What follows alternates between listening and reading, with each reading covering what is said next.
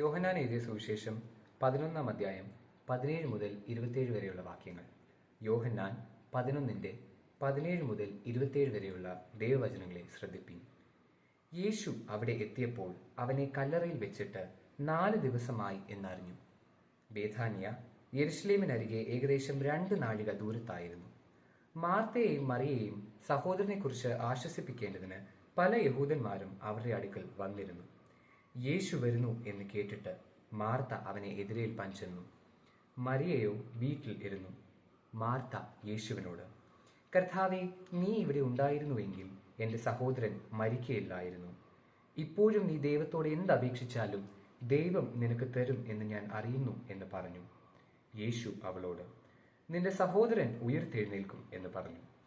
Martha അവനോട്, ഒടുക്കത്തെ നാളിലെ പുനരുത്ഥാനത്തിൽ അവൻ ഉയിർത്തെഴുന്നേൽക്കും എന്ന് ഞാൻ അറിയുന്നു എന്ന് പറഞ്ഞു.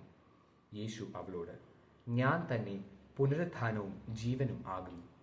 എന്നിൽ വിശ്വസിക്കുന്നവൻ മരിച്ചാലും ജീവിക്കും. ജീവിച്ചിരുന്ന് എന്നിൽ വിശ്വസിക്കുന്നവൻ ആരും ഒരു നാളും മരിക്കയില്ല. ഇത് നീ വിശ്വസിക്കുന്നുവോ എന്ന് പറഞ്ഞു. അവൾ അവനോട്, ഉവ്വ് കർത്താവേ, ലോകത്തിൽ വരുവാനുള്ള ദൈവപുത്രനായ ക്രിസ്തു നീ തന്നെ എന്ന് ഞാൻ വിശ്വസിച്ചിരിക്കുന്നു എന്ന് പറഞ്ഞു. ഈ വചനങ്ങളാൽ ദൈവം നമ്മെ അനുഗ്രഹിക്കുമാറാകട്ടെ. May the peace of our Lord and Savior, which passeth all understanding, rest upon us all and all the bereaved members of the family.